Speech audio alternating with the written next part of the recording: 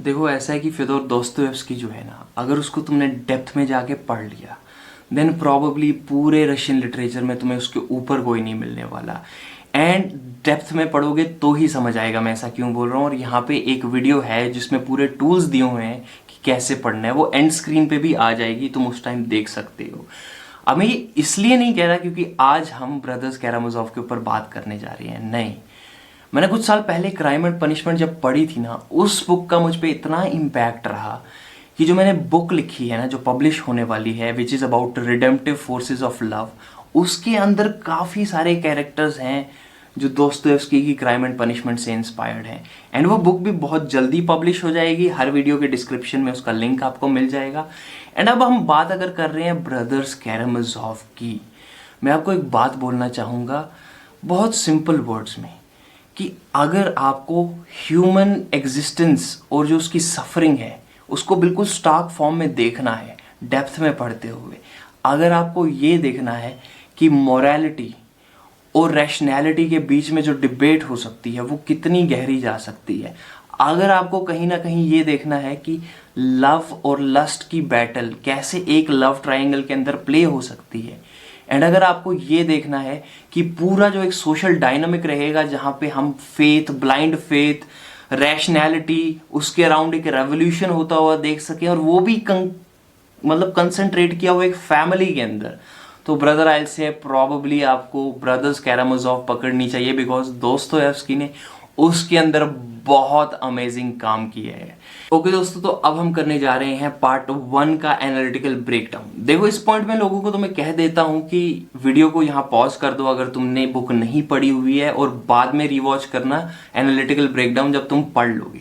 But क्योंकि brothers कैरामजोव एक classic है और क्लासिक्स में ये केस होता है कि स्पॉयलर्स की कोई ज़रूरत नहीं होती है, बुक स्पॉइल भी हो चुकी है तुम्हारे लिए, तब भी उसको पढ़ते हुए तुम्हें डेप्थ में जाके एक अलग ही इंटेलेक्चुअल मजा आने वाला है, सिंबोलॉजी, कैरेक्टर एनालिसिस में एक अलग ही मजा आने वाला है। तो आई वुड से यहाँ पे तुम ये वीडियो कंटिन्यू कर सकते हो, बाकी तुम्हारी मर्जी है। तो शुरू करते हैं हम एनालिसिस के साथ पार्ट 1 के, जो 7 पार्ट्स में डिवाइडेड है। एंड पहला जो उसका पार्ट है वो है miserable man and his wives. देखो फ्योदोर की बात अगर हम करें ना, ही इज अ मिजरेबल मैन, क्योंकि आचार्य प्रशांत ने जैसे एक बार कहा है कि एक जो हेडनिस्ट इंसान होता है, जो भोगी होता है, कई बार वो इतना भटक चुका होता है सच्चाई से कि वो उस इंसान की तरह हो जाता है जो बेहोश है और वो पिट रहा है अभी भी, एंड उसको पता नहीं चल रहा वो पिट रहा है क्योंकि वो बेहोश है। एंड वही बात है फ्योदोर पाव्लोविच की, क्योंकि ये एक ऐसा इंसान है जो अल्कोहल में, जो वुमनाइजिंग में, या तुम कह लो सेक्सुअल ग्रेटिफिकेशन में इतना भटक चुका है कि कहीं ना कहीं ये सच्चाई से बहुत दूर हो चुका है, अपने आप को झूठ बोल बोल के। एंड यू विल सी, जब तुम ओल्ड बफून के अंदर देखोगे ना, जब ये कॉन्स्टेंटली बैबल कर रहा है, सेल्फ डिस्गस्ट, या फिर तुम कह लो उसके बाद अपने आप को ब्लेम कर रहा है, अपने आप को बेचारा बता रहा है, आई समवेयर फील कि इसका जो सबकॉन्शियस है ना, वो इसके कॉन्शियस को सिग्नल्स भेज रहे हैं in what ways he is hurt by hurting other people, and जो भी इसके अंदर गिल्ट है अपनी तरफ भी। बट क्योंकि ये इतना खो चुका है, सच से इतना दूर जा चुका है, तो कहीं ना कहीं इसका कॉन्शियस उस चीज को अंडरस्टैंड ही नहीं कर पा रहा जो इसका सबकॉन्शियस बताने की कोशिश कर रहा है, और वो चीजें इनआर्टिकुलेट बैबल की तरह इसके मुंह से बाहर आ रही हैं। इसको पता नहीं है कि ये बातें ये क्यों कर रहा है सेल्फ डिस्कस की, कहीं ना कहीं बातें समझना तो छोड़ो, उस चीज के ऊपर कंट्रोल ही नहीं है, नॉन स्टॉप बैबल करता रहेगा। And that's why I feel he is a miserable man, not only miserable but ये बहुत ही ज्यादा साइकोपैथिक टेंडेंसीज रखता है, क्योंकि ये और लोगों को भी कहीं ना कहीं ऑब्जेक्ट्स की तरह ट्रीट करता है। Like for example his first wife, जिसका नाम मुझे बहुत कंफ्यूजिंग लगता है, लाइक एडिलेड करके समथिंग लाइक दैट, जो बहुत अच्छी नोबल फैमिली से आ रही है, क्लास हायरार्की में बहुत ऊपर है। बट आप सोचोगे कि अगर वो इतनी ऊपर है तो इस मिजरेबल इंसान की तरफ क्यों अट्रैक्ट होती है, वो तो इसको पसंद भी नहीं करती होती है। There is just one thing जो वो अपने नाइव यंग टाइम में कर देती है, अपनी नाइव यूथ में कर देती है, वो कहीं ना कहीं सोचती है कि इस इंसान से शादी करना एक सिंबलिज्म है उसका of having her own freedom, her own independence, और जो ये क्लास हायरार्की है इसको एक जवाब देना। But somewhere she forgets that being a rebel without a cause is not something good, it's not something noble. अगर just for the sake of being independent, being rebellious आप रेबल कर रहे हो, तो that is not gonna bring something really productive. और अगर आप देखोगे आगे फ्यूचर में ए रशियन सोसाइटी में जो रेवोल्यूशन हुआ था वो भी सेम कॉन्सिक्वेंसेस लाया था, जैसे तुम फ्योदोर और एडिलेड की लाइफ में देखोगे। He is this miserable man जो अभी भी अडल्ट्री करता है, दूसरी वुमेन के साथ सोता है, कहीं ना कहीं बहुत ज्यादा अल्कोहल में धुत रहता है और इस लड़की की लाइफ मिजरेबल करता है। She too becomes resentful and कहीं ना कहीं after a certain point of time उसकी मृत्यु हो जाती है। Now we are coming to the second wife, जो कहीं ना कहीं तुम कह सकते हो she is mentally challenged, but at the same time she has a faith which is unbreakable towards God. And उस कनंड्रम में कहीं ना कहीं she is also helpless, and उस हेल्पलेसनेस का ये इंसान फ्योदोर जो है बहुत फायदा उठाता है, बिकॉज ही नोज ये सुसाइड भी अटेम्प्ट करने वाली होती है।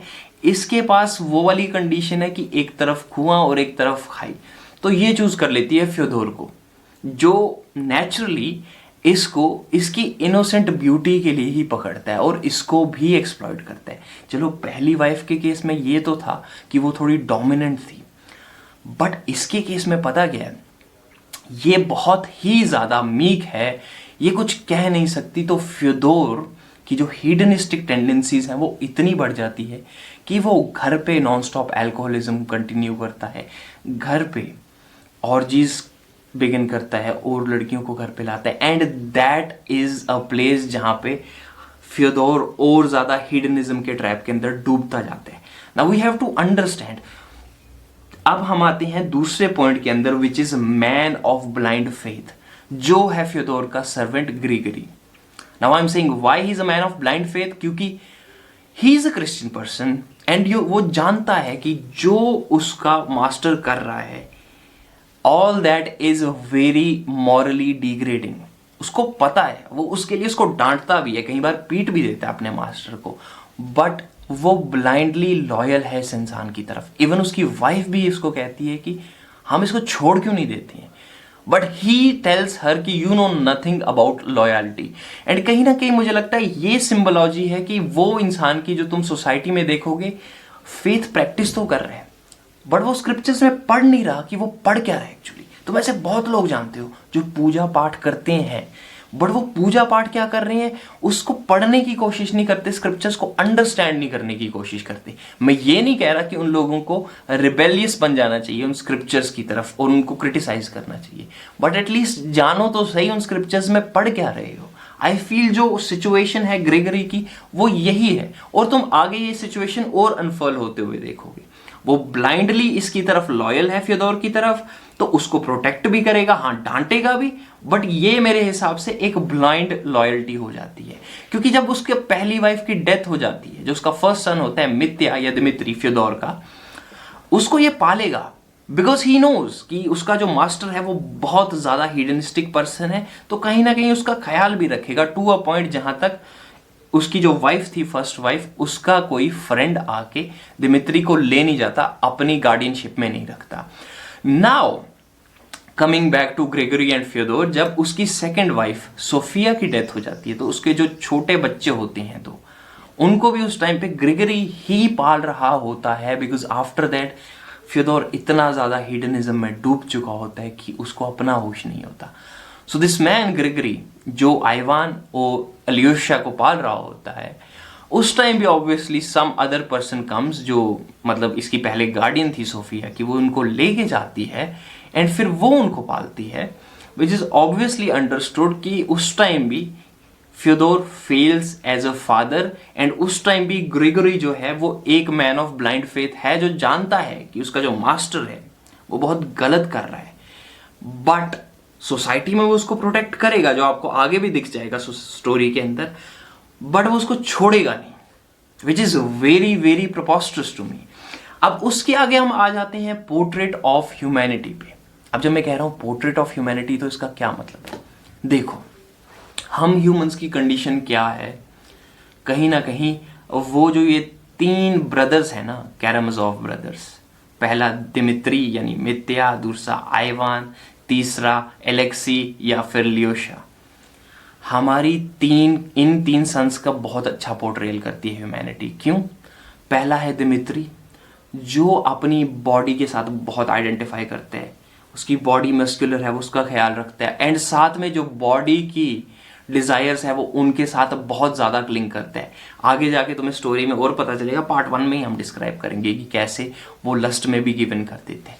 सेकेंड सन आइवान, जो अपने इंटेलेक्ट के साथ बहुत ज़्यादा आइडेंटिफाई करता है, एंड इतना आइडेंटिफाई कर जाता है कि ही फील्स की रैशनैलिटी जो है वो बहुत ज़्यादा ऊपर है, डिविनिटी एग्जिस्ट ही नहीं करती है, क्योंकि वो रैशनल से सपोर्ट ही नहीं हो रही है, इंटेलेक्ट से सपोर्ट ही नहीं हो रही है। And then comes the third one, जो है Alyosha. And I somewhere feel, क्योंकि जैसी रिलीजियस टेंडेंसीज लास्ट में दोस्तोयेव्स्की की बन चुकी थी, वो एलियोशा से बहुत ज्यादा आइडेंटिफाई कर सकता है। I tell you why, because if you will see, Alyosha is a character जो एपिलेप्टिक भी उसने दिखाया है, and Dostoevsky himself faced many episodes of epilepsy. Now मे भी बहुत ज्यादा मैं सुपर इम्पोज कर रहा हूं, but it's just an analogy जो मैंने सोचा आप लोगों के सामने प्रेजेंट कर दूं। नाउ हम तीनों की सिचुएशन समझ चुके हैं, एक बहुत ज्यादा बॉडी से आइडेंटिफाई कर रहे हैं, एक बहुत ज्यादा इंटेलेक्ट को महान मान चुके हैं, और तीसरा डिविनिटी की तरफ मुड़ गया है। बिकॉज जो थर्ड वाला है वो वैसे तो बॉडी से वीक है, बट अगर तुम देखोगे उसके पास इंटेलेक्ट होने के बावजूद भी उसकी एक लीनिंग है डिविनिटी की तरफ। You will C from the very childhood, उसको जो इमेज दिखती है अपनी मदर की, जो प्रोबेबली एक बच्चे को भूल जानी चाहिए, उसको आज भी याद है, of her being bowing down to the religious figures. Now that's something very surprising, जो मुझे अभी तक यहाँ समझ नहीं आया। It's something कि जो तुम कह सकते हो कि supernatural region में आ जाता है और something like that, but उसकी शुरू से ही लीनिंग टेंडेंसी तुम कह सकते हो है डिवाइन फिगर की तरफ, एंड तभी हम देखोगे कि आगे जाके वो अपनी लाइफ समर्पित कर देता है मोनेस्ट्री में एक डिवाइन फिगर की तरफ, जिसे हम यहाँ कह सकते हैं एल्डर, जो आता है हमारा फोर्थ पॉइंट।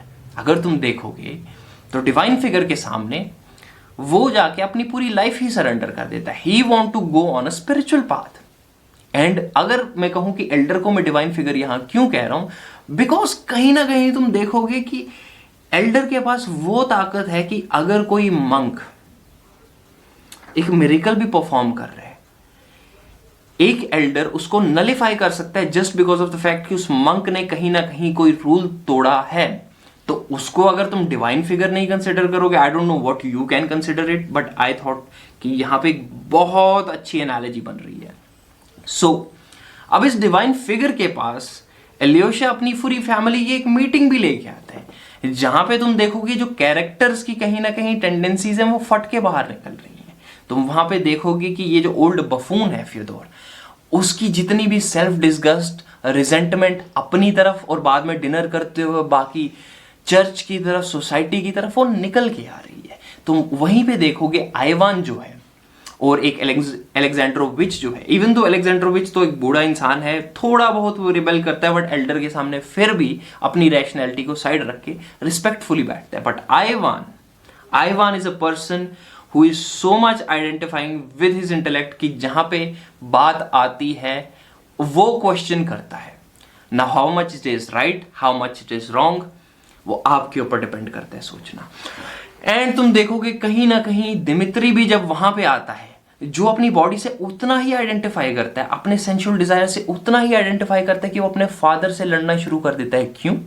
बिकॉज वो दोनों एक लड़की की तरफ पड़े हैं, सेंसुअली उसकी तरफ अट्रैक्टेड है, सेक्सुअली अट्रैक्टेड है, तो वो दोनों कंट्रोल नहीं कर सकते। तो डिवाइन फिगर के सामने एक तरह का तुम कह सकते हो मेटाफोरिकल कन्फेशन हो रहा है सबका। एलियोशा को तो वो पहले से जानता है, बट आई फील बाकी लोगों का भी एक तरह का मेटाफोरिकल कन्फेशन हो रहा है। एंड वहां पे आप ये चीज भी देखोगे कहीं ना कहीं फ्योदोर को उसने ये चीज कही थी कि at least don't lie to your self, क्योंकि जितना तुम झूठ बोलोगे तुम अपने आप से दूर होते जाओगे और बेसर प्लेजर्स जो हैं, जो हिडनिस्टिक टेंडेंसीज हैं, वो तुम्हारे अंदर इंक्रीज होंगी और तुम आसपास सोसाइटी की तरफ भी रिजेंटफुल होते जाओगे। Which I think is a very great example जो आप उस टाइम रशियन सोसाइटी की ले सकते हो, क्योंकि फ्यूचर में आप तुम देखोगे कि जो अभी हम वहां नहीं पहुंचे हैं, अभी पहुंचने वाले हैं। एंड डिवाइन फिगर के बाद आती है द चाइल्ड ऑफ गॉड, जिसकी बात अगर हम करें तो वो है लिजाबेटा। नाउ लिजाविटा को क्यों मैंने चाइल्ड ऑफ गॉड बोला? लुक, यू विल सी कि अगर हम देखें लिजाविटा, मे बी वो मेंटली डिस्टर्ब्ड है, मेंटली डिसेबल्ड है, and I don't know why. जितने भी दोस्तोयेव्स्की कैरेक्टर्स हैं जो बहुत रिलीजियस हैं, चाहे तुम सोफिया ले लो, चाहे तुम लिजाविटा ले लो, या फिर इडियट जो पूरी बुक लिखी है जिसमें वो इडियट बुला रहा है। क्यों बुला रहा है? बिकॉज आई फील कि तुम रैशनैलिटी से एक डिवाइन पर्सन को नहीं देख सकते हो जो निष्काम भावना से कर्म कर रहा है, जो कि यहां लिजाविटा कर रही है। She is obviously retarded, but I feel she is a very precious child, क्योंकि सोसाइटी को ही वैसे उसको बहुत ज्यादा एक सेक्रेड प्लेस पे रख के दिखाया है।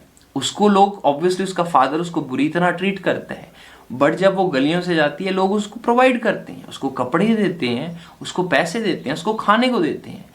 बट शी इज समवन जो बेसिक मीन्स के साथ रह के, जो उसकी फटे हुए कपड़े हैं वो पहन के, जो एक डार्क ब्रेड वो खाती है वो खा के, पानी पी के, बाकी जितना भी है सब चैरिटी में दे देती है, निष्काम भावना से सर्व कर रही है सोसाइटी को। जाके चर्च के बाहर कपड़े रख देगी। वाई?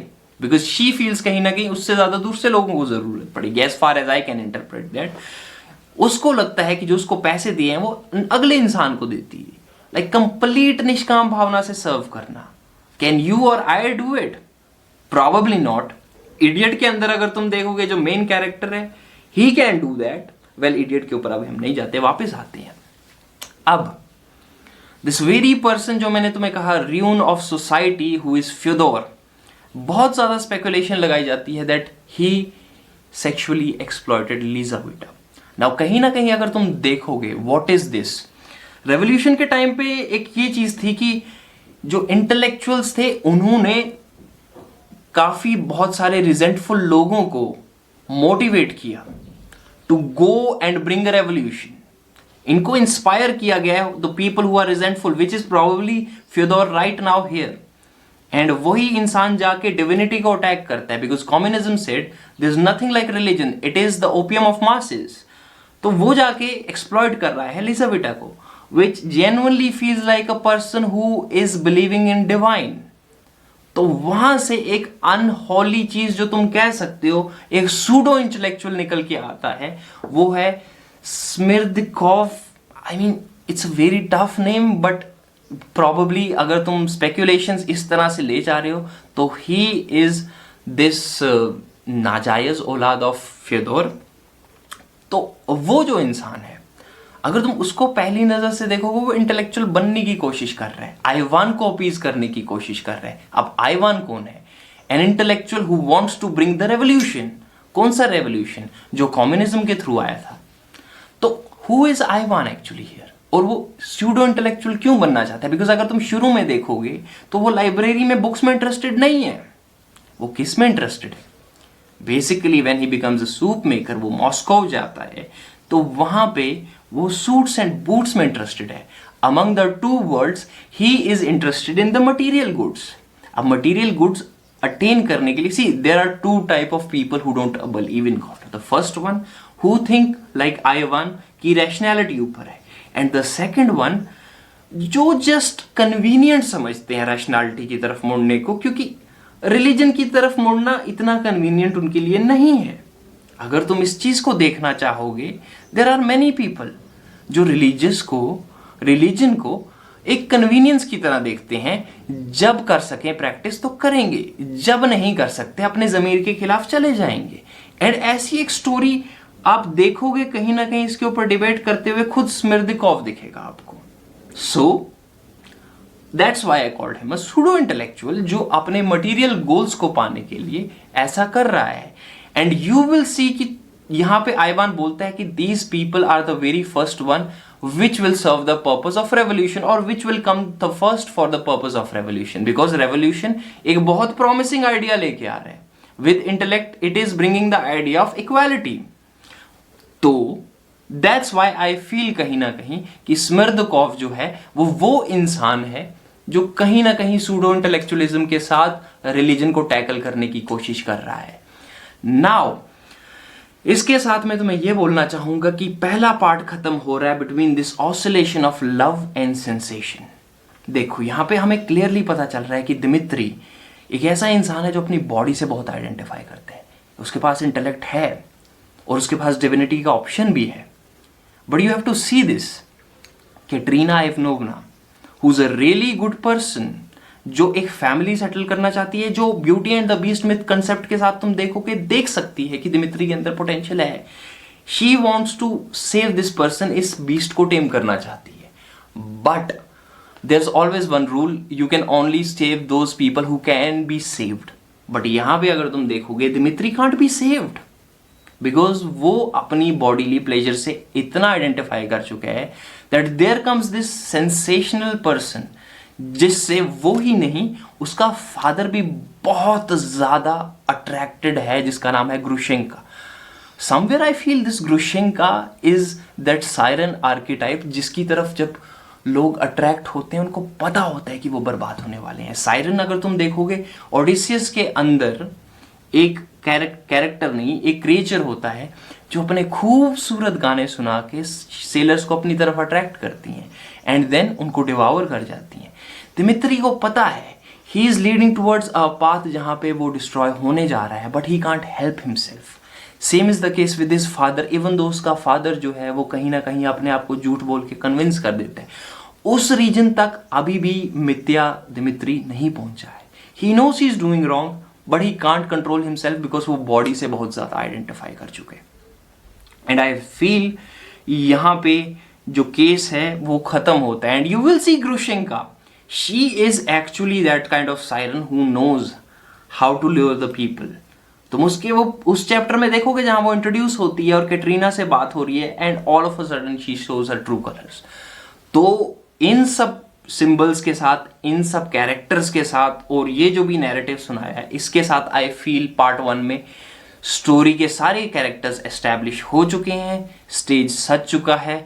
अब प्रॉबली एक वीक के अंदर मैं पार्ट 2 का एनालिसिस ले आऊंगा। वीडियो ये वाली पसंद आई तो लाइक करो ताकि और लोगों तक ये वीडियो पहुंच सके।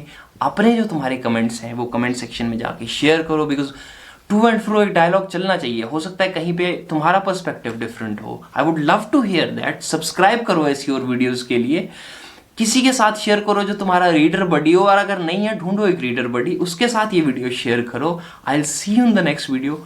Till then, enjoy your life in the best possible ways and peace.